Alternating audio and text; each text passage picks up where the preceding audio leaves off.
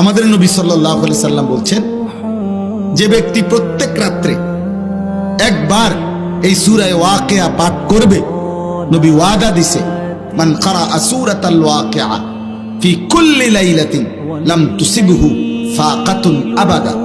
নবীজি বলছে, সূরা ওয়াকিয়া যে প্রত্যেক দিন রাতে পড়বে, আল্লাহর নবী বলছে তাকে কখনোই দারিদ্রতা, অভাব স্পর্শ করবে না। এজন্য যুগ যুগ ধরে মাদ্রাসাগুলোর মধ্যে, বিশেষ করে কওমি মাদ্রাসায় যুগ যুগ ধরে মাগরিবের পরে এই সূরা পড়া হয়। আউলিয়া বুজুর্গরা যারা পৃথিবীতে যুগ যুগ ধরে নেককার বান্দারা মাগরিবের নামাজের পরে সূরা ওয়াকিয়া পড়ে। সূরা ওয়াকিয়া আল্লাহর নবী সাল্লাল্লাহু আলাইহি ওয়াসাল্লাম বলছেন তাকে অভাব স্পর্শ করবে।